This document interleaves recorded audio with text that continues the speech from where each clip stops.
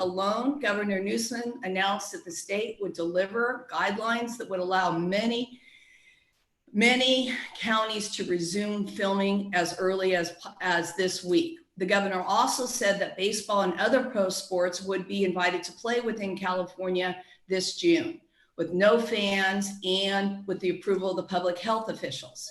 And a debate rages in Congress right now on how best to stimulate the economy, with ideas ranging from a quote, return to work bonus, providing a temporary $450 a week check for unemployed workers returning to work on top of their wages, a plan relying on a wage subsidy, an employee tax credit to keep people on payrolls. It would cover 100% of wages and benefits up to $90,000.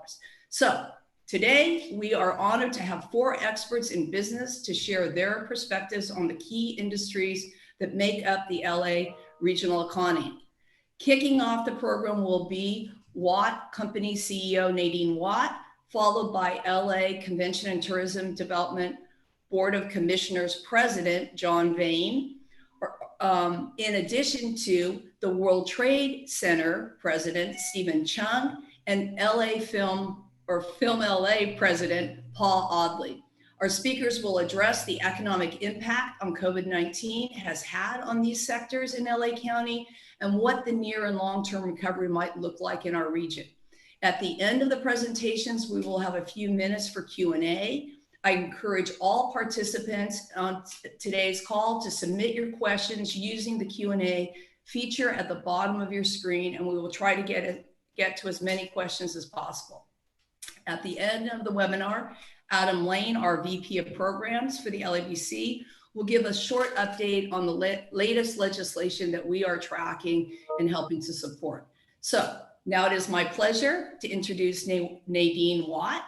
Throughout her 20-year tenure at Watt Companies, Nadine has touched all facets of the company's operations, including the development of hundreds of apartment units and multi-shopping centers.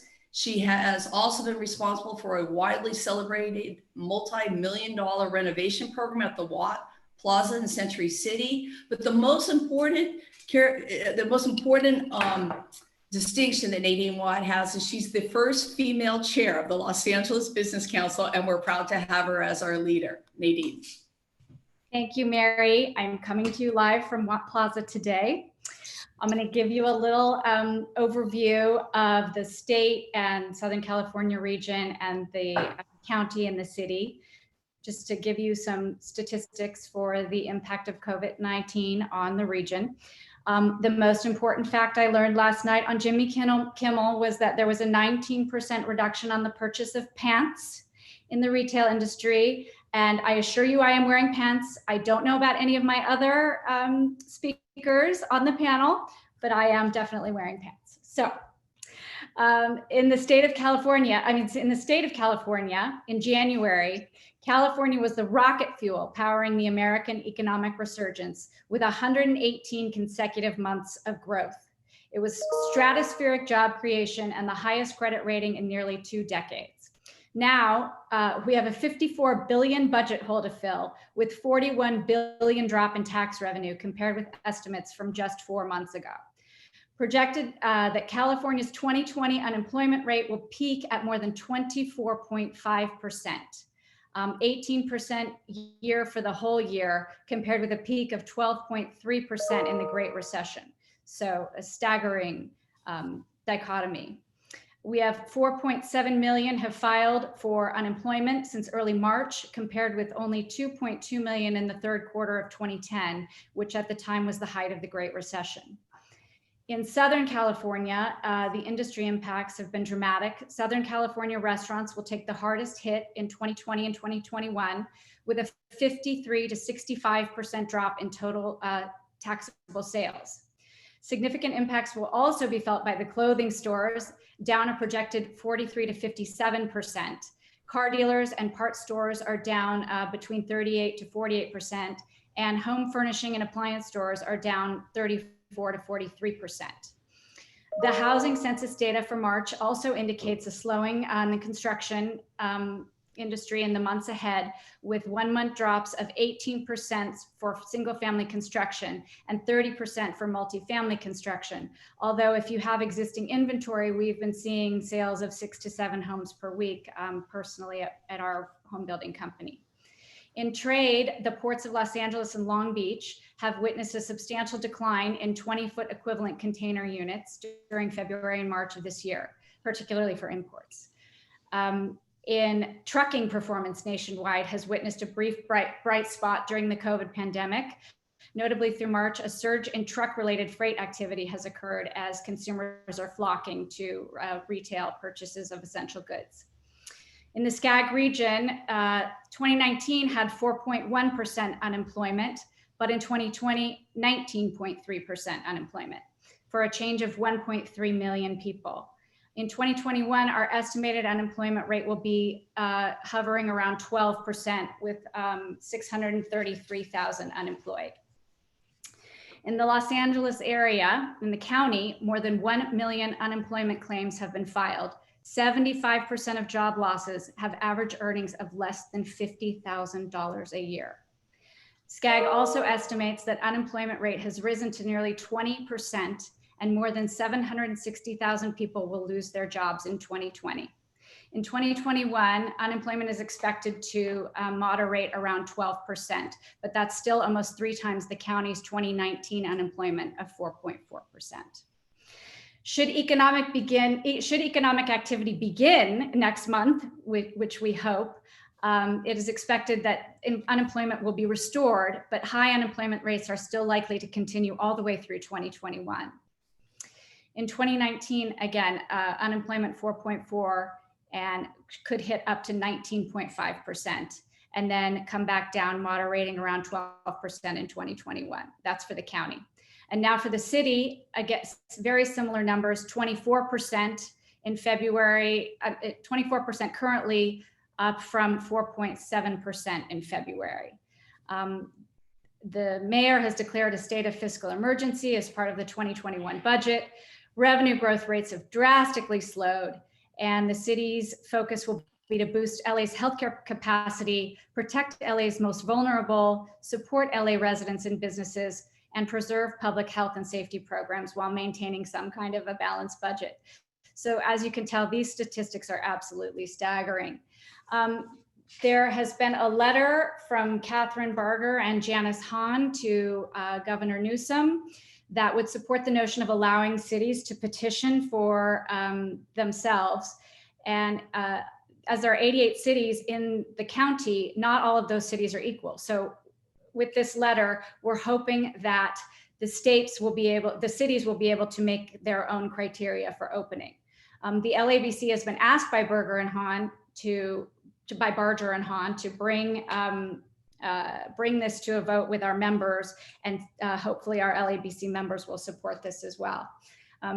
As we need at least 3 supervisors, the LABC is having a roundtable tomorrow with Supervisor Mark Ridley Thomas, and we will discuss all of these and hopefully get these 3 votes. So thank you. Thank you, Nadine. And that was quite an overview of the county and the individual cities, and we look forward to coming back and asking you questions about that. But now it is my honor to introduce John Bane, President of the LA Convention and Tourism Development Board of Commissioners. He is the chair. He is an entrepreneur. He is a civic leader. He is a philanthropist. He co-founded and served as the CEO of his own company, Market Share, a leading cloud-based big data and marketing analytics company and software company that he has subsequently sold. He originally worked in the entertainment industry as COO of Michael Ovitz' AMG Artist Management Group and AMG and Arts Production Group, overseeing all divisions. We are proud to have him as a board member of the Los Angeles Business Council, and we especially appreciate the work he's done on small business procurement, which is an initiative the city is planning on adopting this month. John. Very exciting. Yeah. Thank you very much, Mary, and thank you, Nadine. As Nadine said, our economy has been hit very hard, our local economy, by COVID. And so what I wanted to talk about is one of the hardest hit sectors, hospitality and live events. I'm going to give some thoughts in terms of where I think this is headed, and they're my personal thoughts, although I think at the highest level, what Dr. Fauci said is correct. At the end of the day, the virus is going to make the schedule. We're not going to do it. So I wanted to cover tourism, conventions, broader live events and sports. So on tourism, we were sort of on fire in the city. We'd become one of the top destinations in the world.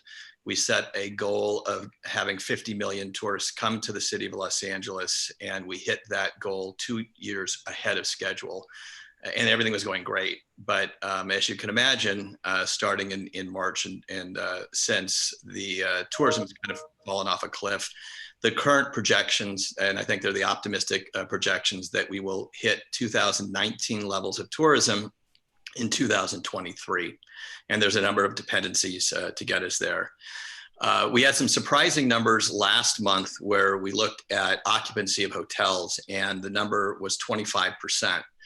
But when you peel away the onion, a good portion of that is actually driven by COVID. So it's first responders, hospital workers, and a project I'm involved with, Project Room Key, where we're trying to house the homeless in hotels. So I think we will have a long road on the hotels. One quick anecdote that is, I think, good that people are hopeful, but in negotiating with one of the hotels to bring the homeless in, they were very quick to say yes, they'd get involved, but they asked if we could be out by the middle of July. And I said, we'll leave whenever you like, but why the middle of July? And they said, because we have a room block booked for the anime convention, which of course didn't happen, kind of knew that was going to happen. So we're seeing destination analysts has run a very lengthy report surveying people. And what I found was there was some very kind of conflicting, confounding data. So on the one hand, over the last several months, people have become increasingly concerned and believe that the crisis that we're in, putting aside the economic, but the health crisis, is going to get worse. On the other hand, most are projecting, both for themselves and for the broader economy, that they want to start traveling. And what I expect that we'll see is we'll start seeing some local travel, people just getting in the cars for day trips. Over time, we'll end up having short haul, hour, 2-3 hour flights. And I think it'll be some time, probably middle of next year, before we start seeing a meaningful uptick in faraway travel. Conventions. Anything that's going to aggregate people in a very dense space is going to be really dependent on either finding a therapeutic or a cure or a vaccine. And I think most even optimistic viewpoints of that are that's not going to happen till the end of this year or pouring into next year. And as a result, the convention center for the larger events is unlikely to happen. We're shut down to the end of August, but that doesn't mean that we won't have conventions. So we've done a lot of analysis on being able to do different types of events. And I've seen some of the floor plans, which show that it's doable, but we would likely have roughly an 80% reduction in the number of people who can attend a convention. So back to normal. I don't see that happening for some time.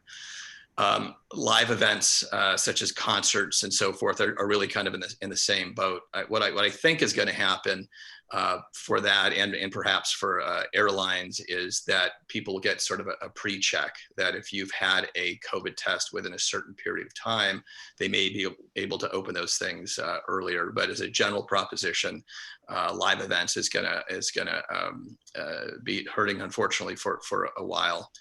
And then sports, as Nadine mentioned, the governor's talked about opening that up. I know that because there are inconsistent rules across the state, the county, and the city, a number of the venues have taken it upon themselves to try to set guidelines, and they're doing a really good job. So when we get to the point where we can open up for fans, then they'll be well prepared. Lee Zeidman of AG and their team has done a really good job in working out plans of that nature for Staples. As far as baseball, this week, actually, MLB is supposed to be submitting their proposal to the union. And usually these sorts of discussions take a very long period of time, but they don't have it. So I believe that they'll reach an agreement sooner rather than later. And the plan is to start playing baseball in July without fans. It is unlikely that that will be in California. It's not out of the question. We're putting our best foot forward, but I think that we moved into that fray a little bit late in the game, and also given some of the facilities and so forth elsewhere, it may not happen here. MLS is going to be in Florida, and the NFL is saying that they are going to open up in August. So again, at the end of the day, the virus and science, I'll augment that, will ultimately decide how quickly we open up these really important areas of our economy.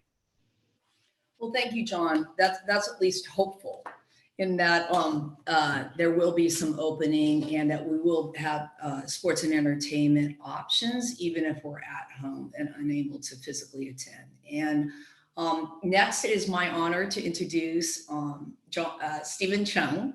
He's the Executive Vice President of LAEDC and the President of the World Trade Center for Los Angeles. He leads investment attraction to the LA County region on behalf of both the LAEDC and the World Trade Commission. And he facilitates successful location of new business projects as well to the LA region. And he deals with both international and US investors in the region. It has been our honor and privilege to work with Stephen for many, many years as he does this fine work, and he represents us amazingly well throughout the world. And it's a reason why we've had an extraordinary amount of foreign direct investment in this region over the last 10 or 15 years. So with that, please welcome Stephen Chung. Thank you, Mary. And thank you for inviting me to speak on this issue.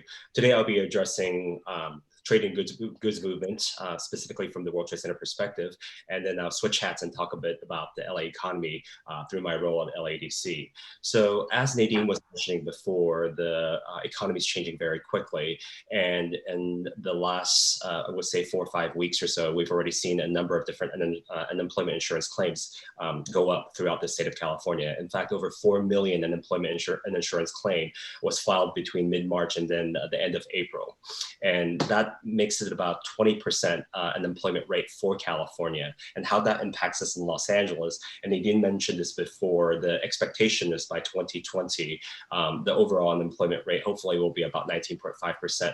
But LADC, we do an estimate on a weekly basis, adjusting with a new number that's coming in. And we're thinking that currently for May, that number might go as high as 24%, because we have already seen over 1 million unemployment insurance claim filed within the LA County region over the last few months. This is having a significant impact, obviously, throughout the entire region. Specifically, it's because we are so dependent on international trade, with the Port of Los Angeles and Port of Long Beach as the #1 and #2 container ports in North America. We know that there's going to be a huge effect for the economy here and the jobs as well. About 1 out of 9 jobs in Southern California are completely dependent on port operation. That's about 1 million jobs for this entire region.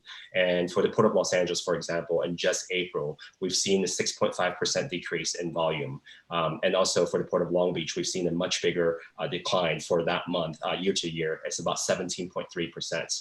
And part of the reason is because we're seeing these cancellation of sailings coming specifically from Asia, bringing the goods into this region that will not only be consumed here, but throughout the rest of the nation. So in total, in just the first quarter alone, we've seen about 61 cancellation of these sailing. And for each sailing, there's about $400,000 worth of revenue that won't be coming to the Los Angeles region. So you can imagine that multiplying effect of 61 cancellation just in the first quarter is having a devastating effect on our jobs here. Specifically, we're also seeing some changes to the various industries. For example, fast fashion used to be a huge product that we bring in from Asia into the United States through the Port of Los Angeles, Port of Long Beach. We've seen over 50% decrease in the volume coming for the fashion product line. And then for steel, we've seen a 69.9% decrease. And so tying back to what Nadine was saying earlier, this is affecting our construction, or actually it's an indication of what construction is, because with the decline in construction, you're seeing a decline in the import of steel and also fashion products as well. So combined together, so far at the beginning 4 or 5 months of the year, we've already seen a 15% decline in the cargo that's coming in through the Port of Los Angeles, Port of Long Beach, which is having a devastating effect, as I was mentioning before. Given that Los Angeles Customs District is the #1 customs district in the United States, with over $430 billion in two-way trade with the rest of the world last year. And this year, we're going to see a significant decrease. And tying to what John was saying earlier as well, we're seeing air traffic decrease significantly coming into the United States, especially to the Los Angeles region as well. And LAX being the 4th busiest airport in the world, not only are we seeing a decline in passengers, we're also seeing a significant drop in terms of cargo capacity as well. With over $100 billion worth of goods coming in and out of LAX alone, with this drastic decrease in volume, this is going to have a significant effect on our customs district as well. Now I'm going to switch hat really quickly and just talk a little bit about the overall economy. As many of you know, there's about 4.5 million jobs in the Los Angeles County region. And as I was mentioning before, with an unemployment claim of over 1 million in this region, we're seeing potentially a 24-25% unemployment rates. And some of the highest risk industries include retail, arts, entertainment, recreation, accommodation, and food services, as well as construction, manufacturing, wholesale, and transportation and warehousing, which ties into what I was saying earlier between the Port of Los Angeles, Port of Long Beach, and also some of the goods that are not coming into this region. If you look at an insurance claim in California by industry, you see that the share of the industry labor force, the highest group of folks that are actually affected as the arts, entertainment, and recreation industry, with 45.3% of that industry filing for unemployment. And accommodation and food services comes in a close second at 34.1%. And also the other thing to note is that Los Angeles is actually made up of a lot of small companies and small businesses. In fact, over 93% of all LA County businesses are under 20 employees, and over 86.9% of them are actually under 9 employees, what we consider micro enterprises. And many of them don't have a saving account that can basically last for months and months and months. So this prolonged period of the state Safer at Home initiative is having a devastating impact. So we're looking forward to see how we can balance the health of the economy versus the health of the individual as well.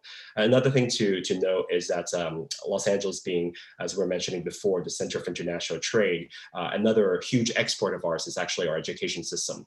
The education sector is also taking a very hard hit, because throughout California, we have about 160,000 international students that come to our universities. And USC, for example, has the distinction of having the most number of Chinese international students out of anywhere in the nation.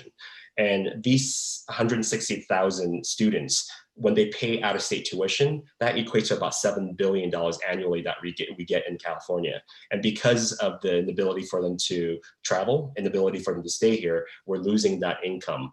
And also, with a lot of the universities now switching to online, a lot of them are evaluating whether it's worth their time and their money to invest in that education when they can basically do it online for a lesser price at other locations as well. So this is going to have a long-term impact on our economy. The last thing I want to also talk a little bit about is basically the impact to the various ethnic groups. We're seeing that's not only the lower income individuals are having a significant larger share of the unemployment claim insurance filing, but we're also seeing by race and ethnicity, when it comes to the share of the cohorts of the labor force, we're seeing that the minority groups are actually being hit a lot harder than some of the other groups as well, with Asian Americans and Asians filing for 20.2% of Asian populations filing for unemployment insurance, and about 19.9% of Black population filing for unemployment insurance, and then 17.5% of Hispanic and Latino population filing for unemployment insurance. So we can see that the effect to the community is not the same geographically as well as ethnically speaking.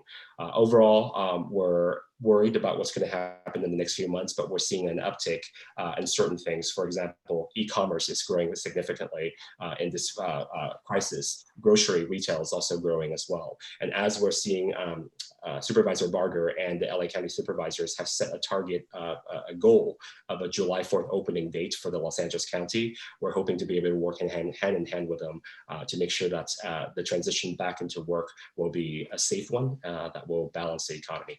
With that, I'm going to pass it back to Mary. Thanks.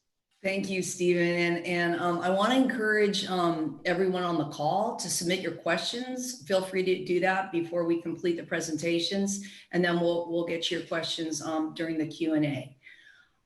It's my pleasure now to introduce Paul, who is the president of the LA Film. I'm sorry to keep making you LA Film, even though you're really Film LA, Paul. I apologize.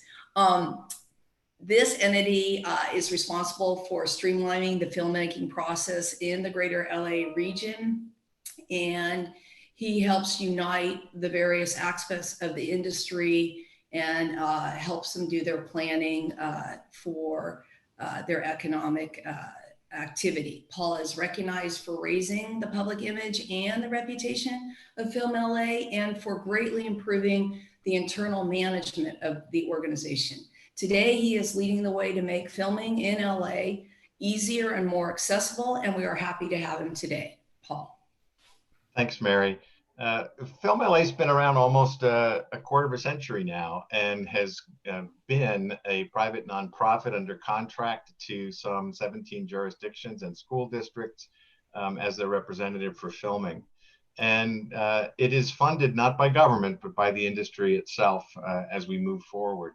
So the COVID-19 crisis and the shutdown of filming in March took all the revenue away from Film LA, but we're still sustaining. We're able to continue our work in preparation for the return of the film industry when we get the clearances.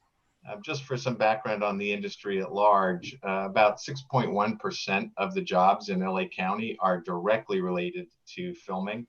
That's over 265,000 jobs. That does not include the sort of support businesses that also come into that equation, some of them totally dependent on the presence of the film industry.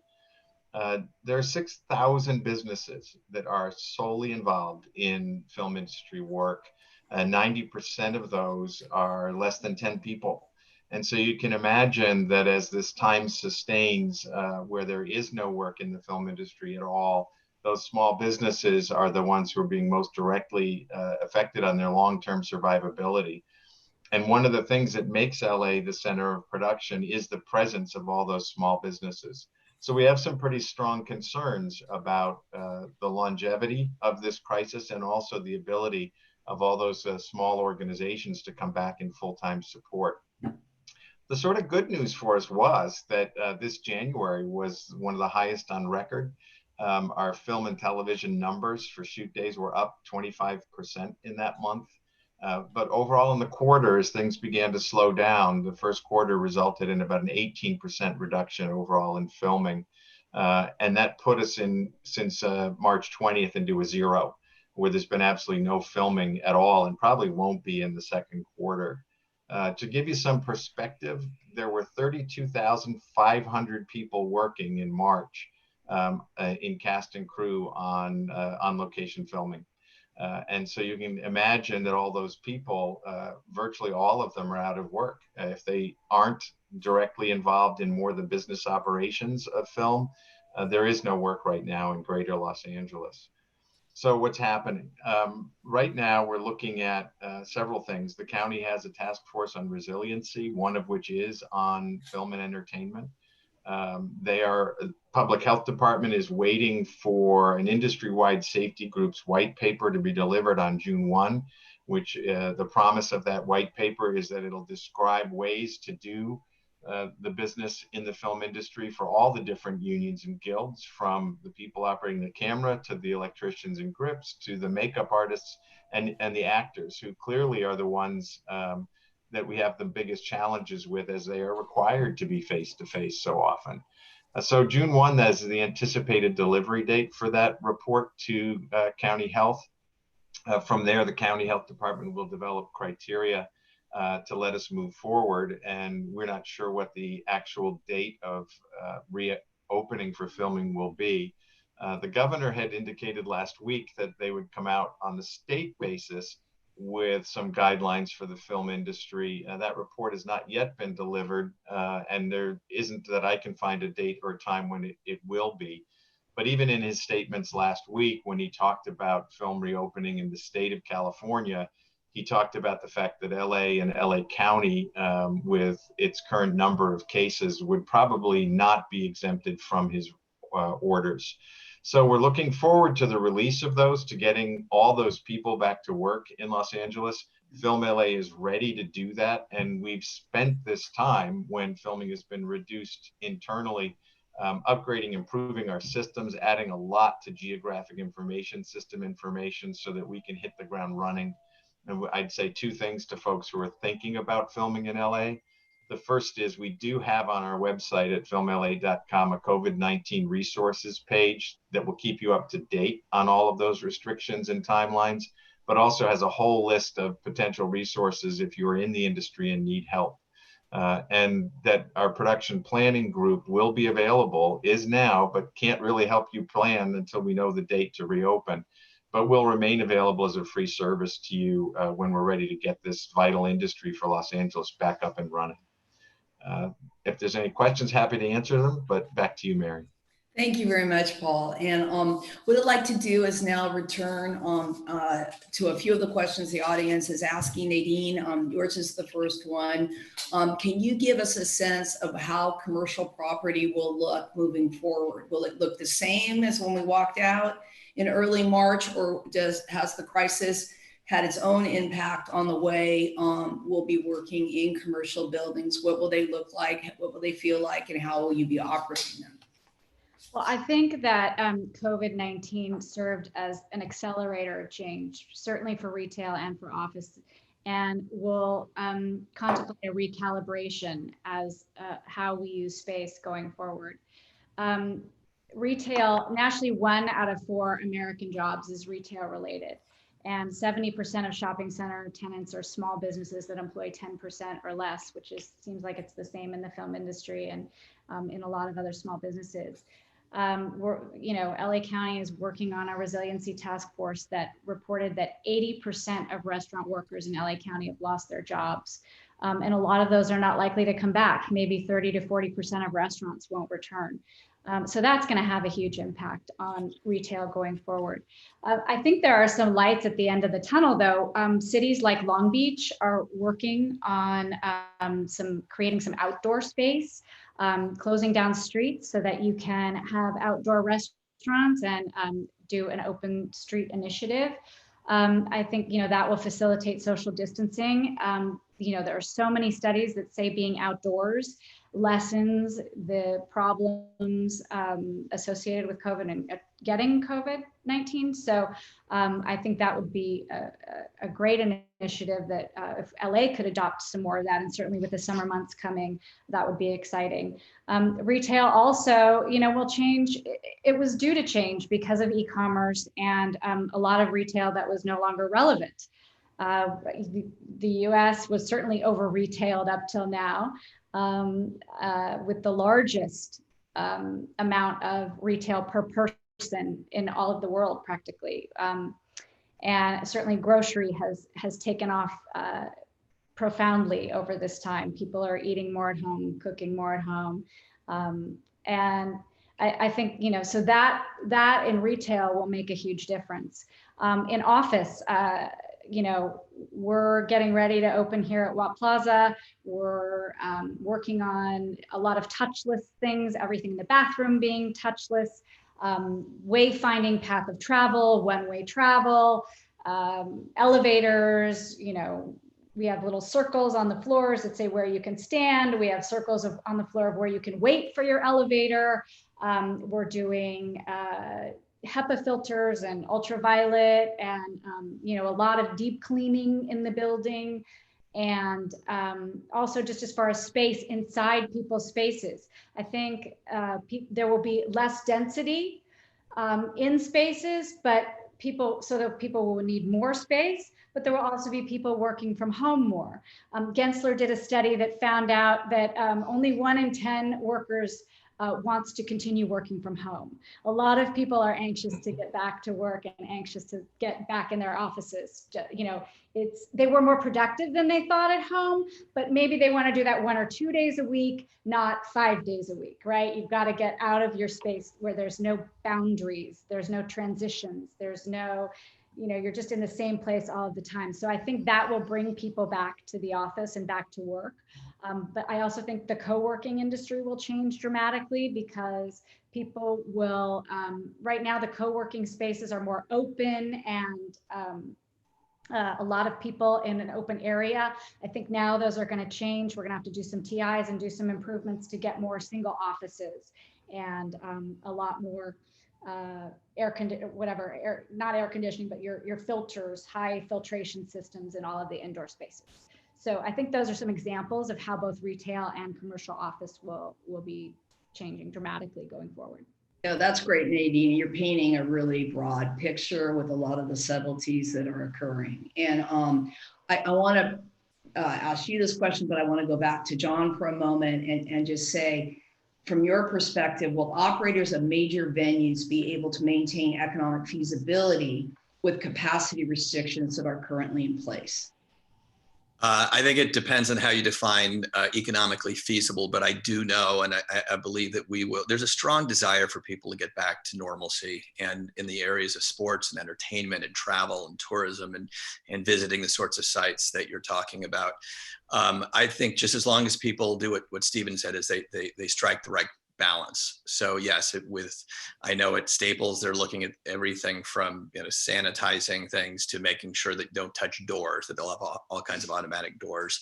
So with people being able to maintain a social distance, there's a strong desire. And while the numbers may not be the same, I do believe that you will see some of these things open. I do hope that people kind of follow the rules.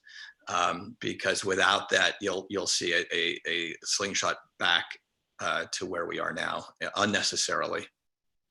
And then John, to some of the points that Stephen was making, how do you think as we open sports, concerts, and other activities that we can ensure the kind of economic equity during the recovery, since it's disproportionately impacted people? How do we make sure the recovery adjusts to that and helps compensate for that? Well, I think that cuts across our entire society. And unfortunately, this is just shining a light on those inequities right now, whether it's the homeless or whether it's people who are going to have the opportunity to attend things like that. So it's probably a broader conversation. I mean, really, we need to make systemic changes, whether it's related to healthcare or access otherwise.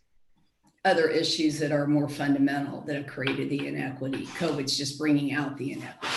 Absolutely, absolutely. Mary, if I can jump in on that Yeah, please. answer. We are at the LIDC, we're working together with the community college district and some of our Cal states as well to start identifying some of the target population that's been displaced due to the unemployment rate that's been really hitting this entire region.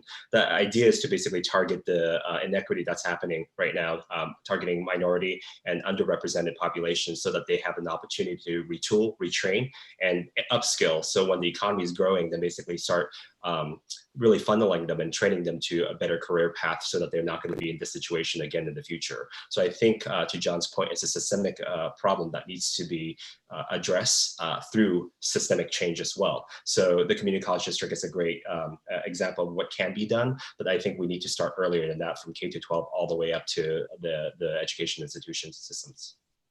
And Paul, what do you think? I have a question for Go ahead, Nadine. Paul, we have made so many strides in bringing production back to Los Angeles. And as you said, January was a high point. What do you think now that all of these other states and counties and locales are opening and starting shooting? Certainly Atlanta and even around us, Ventura, other counties are opening. How do we get that momentum back? If once people start shooting outside of LA, we're going to lose them again. Yeah, there was a lot of news and information we received that even companies that had before gone to Atlanta or London or Vancouver were planning to stay in LA because those places had things like quarantine restrictions. Iceland, you can go there, but you have to be quarantined for 2 weeks before you can start working. So there was a lot of information about staying. The longer LA is behind the curve, the less likely that's going to be true in keeping production or even bringing production to the region. Right now, there's been news out about other parts of California, but the state still has not released filming anywhere in the state of California to go. If it moves, as the governor said, where everybody but LA comes, I think, Nadine, at that point, we do have to be concerned that a great deal of it will go to ring counties and other parts of the state as well. So to stay competitive, then basically, Paul, we have to have a plan soon that we're willing to commit to. We do, and the reality is, it's like many other industries. It's really a tough one. We believe that being outdoors is better for the same reasons you mentioned before, and that's location work. But there are a lot of things about this industry that are going to require a cooperation between the unions, guilds, the studios, and the health departments, and that's why this white paper from the industry-wide safety group is so critical for moving forward here. And New York is in the same boat we are. They're looking for this same report in order to be able to resume production.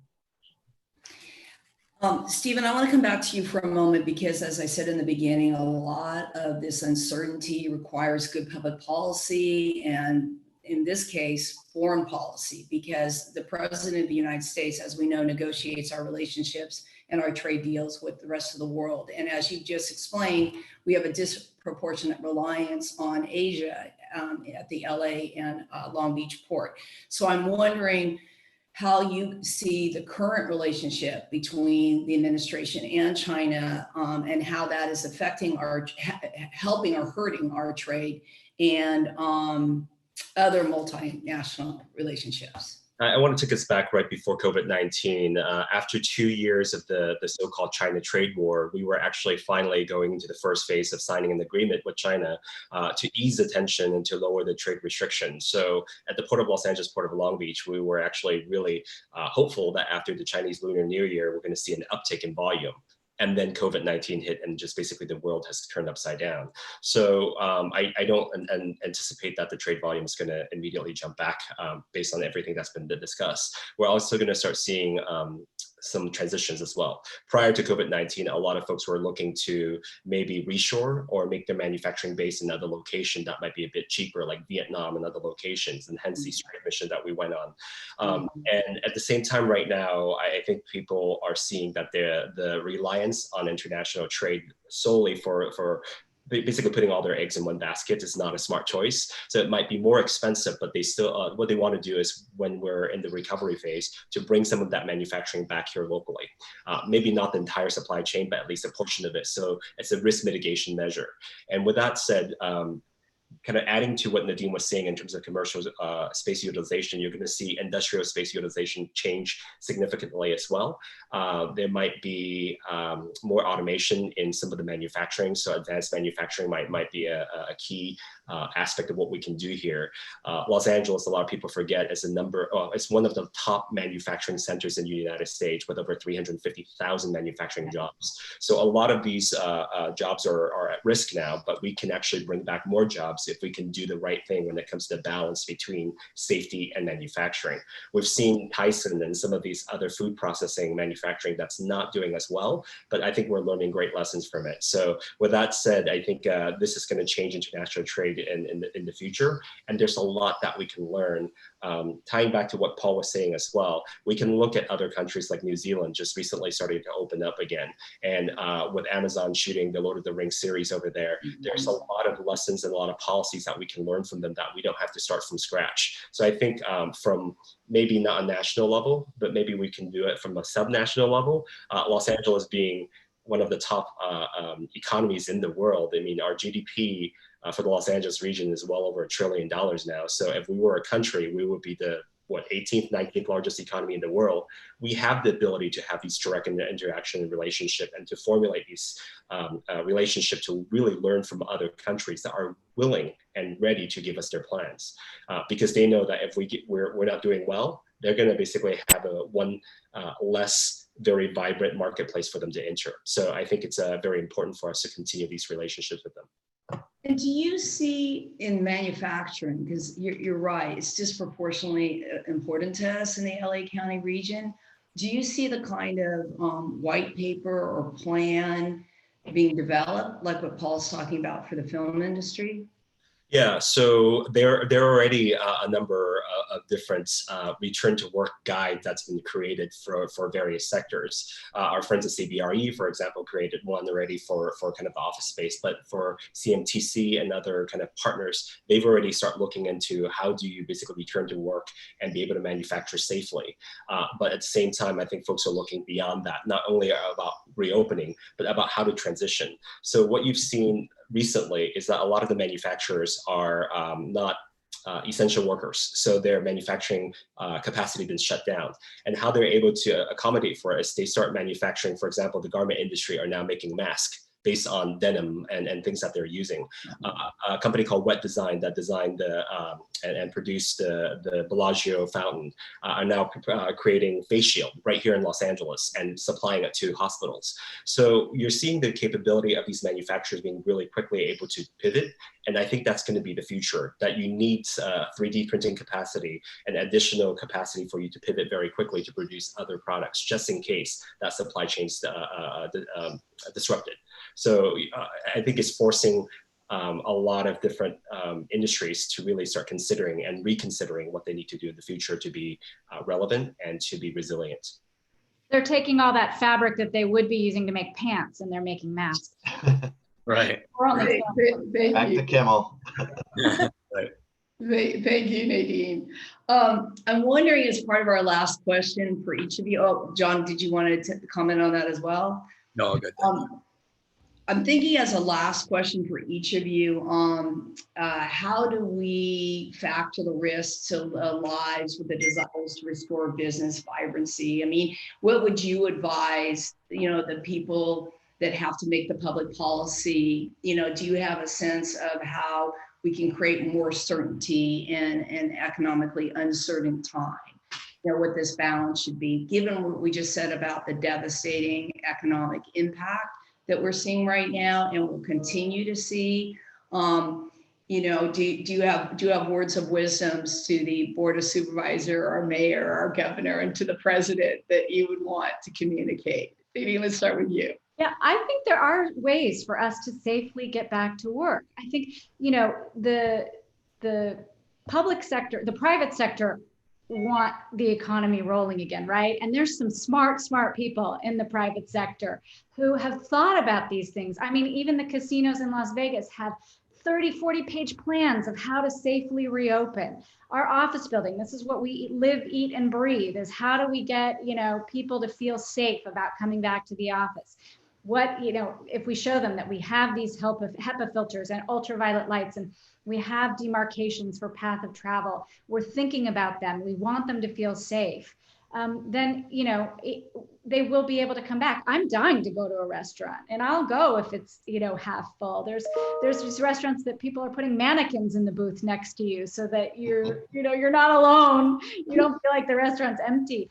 But I would just say, let the private sector do some leading here and help us out, help us help you. How's that? Create the public policy. Exactly. Okay. Do I have a next volunteer, John? Yeah, no, I'm happy to talk about it. I think there's a way, part of it is what does it mean to reopen the economy? But I think that there are ways of staging this, and it really comes down from a public policy perspective is, are we willing to enforce people violating the rules? Because if you have smart rules, there are ways of having people conduct business, interact with each other, and reopen important parts of the economy. And again, the whole thing about what it means to people psychologically and from a mental health standpoint to be locked up, there are ways of dealing with this. The challenge, I think, is that it's a hard decision for somebody, a politician or anybody, to say, I'm going to fine you for not doing X, Y, and Z, particularly in the face of a lot of disinformation out there. So I would lean in a little bit more on enforcement as good medicine. Don't set a standard you can't meet. Right. Yeah. Stephen? I want to harp on back to my point I was making earlier about international partnerships. We've seen what's happening in Japan and Tokyo, with the reporting that basically when they open it up, they start seeing an increase in COVID-19 infection again. But when you look at the detail, the overall number is still going down. So a number of different cities around the world have already done this successfully, even in the very dense population setting. So I think we can learn a lot from other groups, and these white papers and these blueprints are available, but sometimes we tend to say, well, we're unique, we're Los Angeles, so we can't take I think we can take some guidance from other folks and take the best practices and basically incorporate it, so we don't have to start from scratch. The other thing is, I think with this COVID-19 crisis has taught us the interdependence and inter-reliance we have between public and private sector. We have to work hand in hand.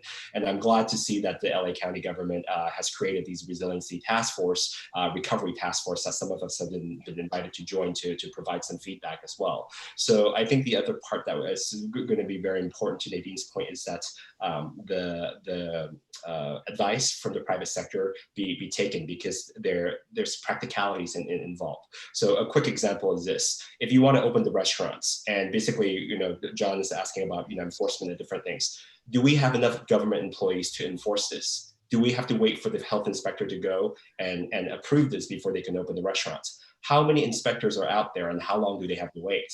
If a restaurant has to capitalize and basically open it up and basically have to wait a month before they can get the inspector, they might as well go out of business, because they just wasted all that money. So things like that need to be very practical, and I think it needs that public-private partnership so that you can create a plan that's smart and that's adaptable.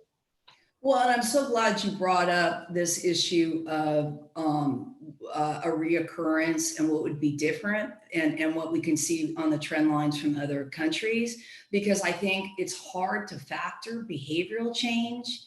When you're a scientist, you're just looking at disease. You're not looking at necessarily people's behavior around the disease, right? So we can't imagine a world in which people will not think it's not, that it would be irresponsible not to stay distanced, or not to have a mask, or not to be washing your hands. Okay. That's the new world order, right?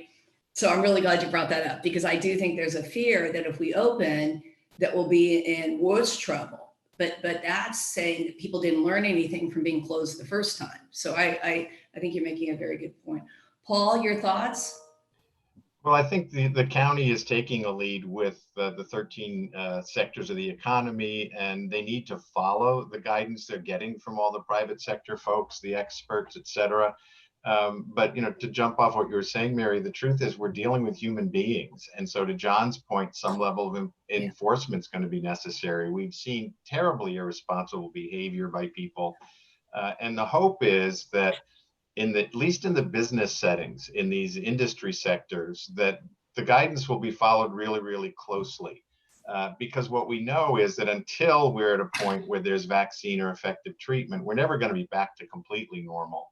And then it becomes a matter of how do we protect those places that are doing it right from the human beings who have decided that they're more important than the rest of society. And that's a struggle, I think, that we as a community and as a nation and as a world have to recognize and deal with until we're at a point where we have effective vaccines and treatments.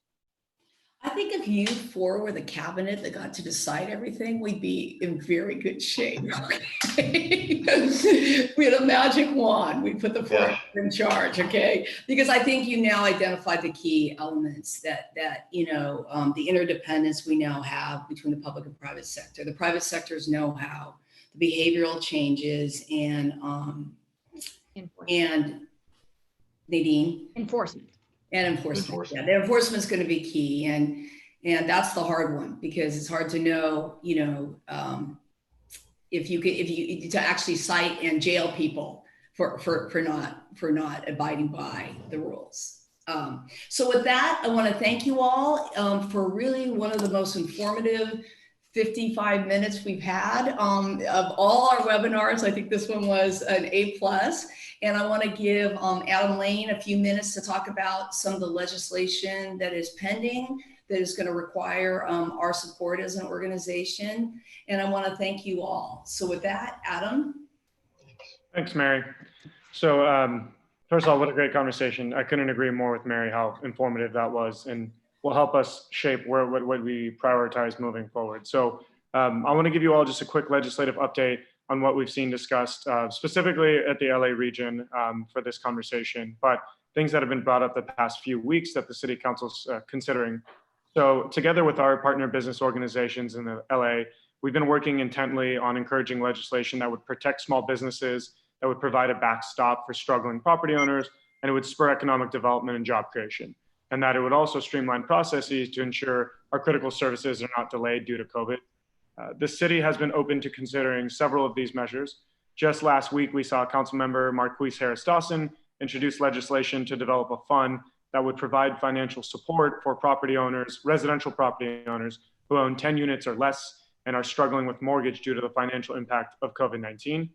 They're able to receive these funds if they agree not to evict or raise rents during the COVID-19 public health emergency period. We think this is a good start. We think we'd like to expand the eligibility for this funding, as well as look at companion legislation for commercial property owners who are also extremely feeling the hit from COVID-19. We've seen some creative ideas discussed. Nadine mentioned Long Beach opening up streets. There is a similar motion in LA City Council introduced by Councilmember Rue that would open up boulevards and sidewalks for businesses to use as patio space that would help them comply with safe distancing measures. This will allow for restaurants who don't have their own patio space to use streets and open up so that they can hit both capacity goals and abide by social distancing measures. And then tomorrow, the full City Council is going to hear a motion to eliminate some of the financial and regulatory burdens on small businesses. So specifically, extending commercial use permits for 12 months after the period of the emergency declaration, suspending any requirements for property owners to provide additional parking that are in connection with the change of use of an existing structure, suspending any condition about valet or offsite parking for 6 months after the emergency declaration, and streamlining the approval of CUPs for alcohol permits. Restaurants, as you've seen from the stats, have been one of the hardest hit areas. So it's good to see City Councils focusing on this sector. I'm also very excited to announce that this Friday at the city's virtual ad hoc jobs committee meeting, the committee will be looking to approve a budget request to transform the city's procurement system, Bane, into a modern cloud-based system that would allow for, that would leverage upcoming sports and entertainment events, as well as major public investments to increase opportunities for small minority businesses, all leading up to the 2028 Olympics. This is in large part due to a 3-year initiative the LA Business Council has had going on, dubbed Compete for LA, which encouraged the city to develop a free, transparent, and open clearinghouse aimed at increasing supply chain opportunities for small minority and disadvantaged businesses, all modeled off of a similar program that was employed for the London 2012 Olympics. For those of you who have had the pleasure of working with Bane, you know the system has been out of date for quite some time and has been a barrier for many businesses looking to supply the city. So this upgrade is going to turn the system into one that is user-friendly, streamlines data gathering between certifications, provides business assistance, and would allow for both public and private opportunities to be posted. And most importantly, it's going to be a regional system, meaning that the proprietary departments, the county, and any other cities would be able to post their own procurement opportunities on the system. So the goal is a robust clearinghouse of regional opportunities and suppliers that would help the city achieve its local and minority business spend targets. And it can be an economic development tool for businesses to increase revenue, ultimately leading to job creation.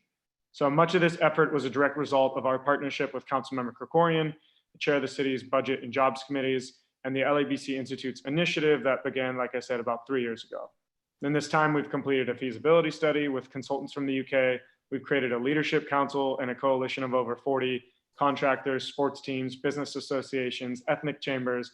We've conducted research with USC to identify target businesses, and we've partnered with Councilmember Krikorian to introduce a motion that has led to Friday's budget decision.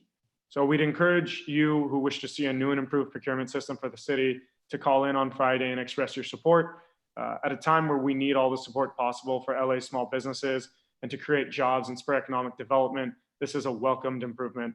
If approved, it's going to go to full city council in early June, and then the system can be developed by the city's information technology agency in 6 to 8 months. So during that time, they'll conduct outreach to businesses to make improvements before the program launches.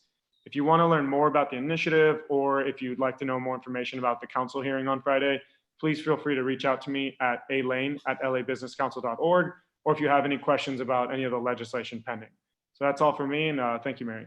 Thank you, Adam, and thank you for your leadership on that initiative. And even though that's a shameless plug, it's a really important one because, quite frankly, it goes to the heart of what we're talking about today.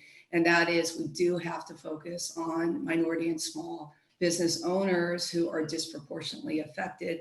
And we are very proud of that work. And that work was led by John Bane and Nadine Watts. So a special thank you to both of them that are here, and also to Brad Cox, who is not with us today, but is always in our heart. I also would like to take one more plug for the fact that we will have Councilman Krikorian with us on Thursday at 2:30 to talk about the budget implications this year and his leadership in that role. And also that next week we will have our third economic forum in this series that will be led by our very own Lou Horn and Deputy Mayor Billy Chung, Michael Medizian, and Kelly Bacon from AECOM. And that will be on the 5th. I'm not sure if it's the morning or the afternoon, but you will be receiving your invite. So with that, we thank you all. Anyone who was viewing this today who only saw a portion of it, you can go to the LABC website to view the entire session and also to look at these slides. If you're unable to find the LABC website, you can always go to YouTube or Facebook, which it will also appear on. So with that, thank you. Have a safe day, a safe and happy day. And we really appreciate your participating this morning. Thank you. Thank you.